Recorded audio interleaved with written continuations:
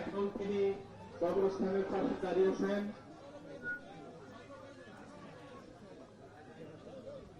আমরা সবাই একটা পয়লা পর একটা পাইনি জন্য ইস্তেগফার করি। আস্তাগফিরুল্লাহ আলাইকুম করলেন প্রশাসনের পক্ষ থেকে।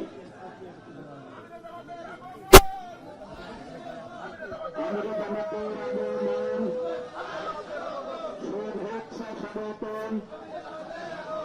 আমরা জামাতের আগমন মূলত আজকে জামাত আমিরের যে দেশব্যাপী নির্বাচনী কর্মসূচি জনসভা তার দ্বিতীয় দিন। গতকাল 4টি এই উত্তরাঞ্চলের 4 জেলায় নির্বাচনী জনসভায় অংশ নিয়েছেন। আজকে দ্বিতীয় দিনের মতন কর্মসূচি শুরু হবে। আজও 4 জেলায় অংশ নেবেন। তার আগে মূলত এই বৈষম্য বিরোধী আন্দোলনের প্রথম শহীদ আবু সাঈদের কবর জিয়ারত করতে কিন্তু এই রংপুরের পীরগঞ্জের এই বাবনপুর যে আবু সাঈদ যেখানে শুয়ে আছেন সেখানে কিন্তু জামাত আমির এসেছেন এবং জামাত আমিরের সঙ্গে এই বহরে রয়েছেন 10 দলীয় জোটের শীর্ষ নেতারা।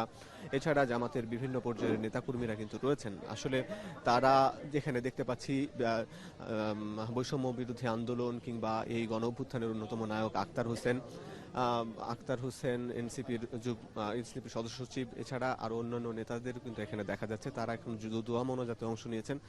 আবু সাঈদ মূলত 16 জুলাই 2024 সালে যখন কোটা সংস্কারের দাবিতে তিনি কিন্তু আন্দোলন করেছিলেন এবং তার যে বুক পেতে দেয়া পুলিশের গুলির সামনে সেটি কিন্তু গণ অভ্যুত্থানের একটি প্রতীক হয়ে দাঁড়িয়েছিল। যে আবু সাঈদ যে বৈষম্য বিরোধী বাংলাদেশের স্বপ্ন দেখেছিলেন এবং যে চাকরিতে যেমন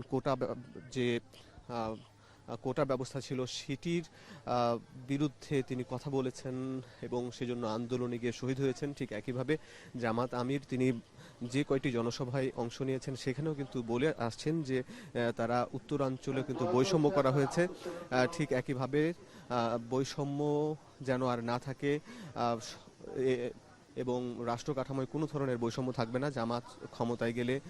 এই প্রচারণাগুলো কিন্তু জামাত আমির করছেন। এছাড়া আপনি নিশ্চয়ই দেখছেন ছবিতে এখন দোয়া মোনাজাতে অংশ নিয়েছেন। সেখানে মূলত আবু সাঈদের রুহের আত্মার মাগফিরাত কামনায় তারা দোয়া করছেন এবং তার যে স্বপ্ন বৈষম্য বিরোধী বাংলাদেশ গড়ার যে স্বপ্ন সেই স্বপ্ন বাস্তবায়নে তিনি বা জামাত সহ যে নেতাকর্মীরা 10 দলের তারাও কিন্তু সেই বিষয়গুলো স্মরণ করছেন এবং স্রষ্টার কাছে আল্লাহর কাছে তার মাগফিরাত কামনা এবং তার এই স্বপ্ন বাস্তবায়নের জন্য যে সেই মোনাজাতগুলো করছেন, দোয়া করছেন। এখানে জানিয়ে রাখি যে আজকে এই কর্মসূচি শেষ করেই তিনি রওনা হবেন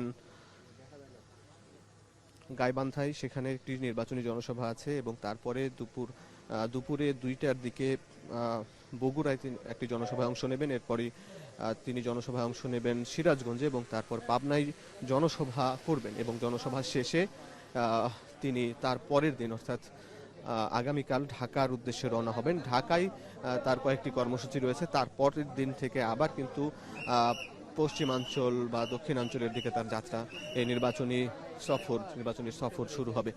আমরা দেখতে পাচ্ছি এখানে কিন্তু দোয়া মোনাজাতে অংশ নিয়েছেন জামাত আমির, তিনি দোয়া করছেন। তিনি জামাত আমির দোয়া পরিচালনা করছেন এবং সেখানে তার পাশে আরো অনেকে অংশ নিয়েছেন এবং আবু সাঈদের রুহের আত্মার মাগফিরাতের জন্য তার এই দোয়া অনুষ্ঠিত হচ্ছে। আমরা একটু দেখানোর চেষ্টা করছি।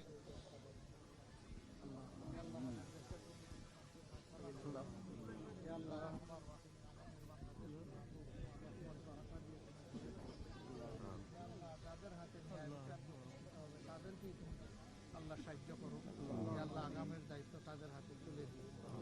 পরওয়ারদিগারে আলম আরহামার রাহিমিন, আসমানের নিচে জমিনের উপরে যত মানুষ বিচরণ করেছে, ঈমান নিয়ে যারা দুনিয়া থেকে বিদায় নিয়েছে তাদের সকলকে ক্ষমা করে দাও।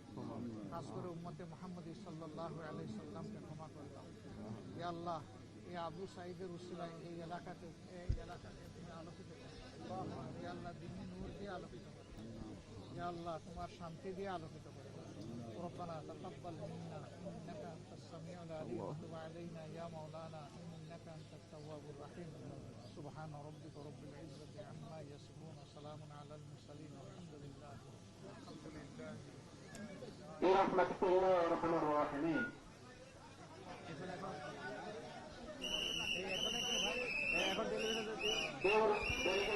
দেখছিলাম যে 72 ঘন্টা ময়েশ্চার লক সমৃদ্ধ লিলি বডি ওয়াশ শিয়া বাটারের গুডনেস স্কিন রিপেয়ার করে রাখে সফট ও গ্লোয়িং।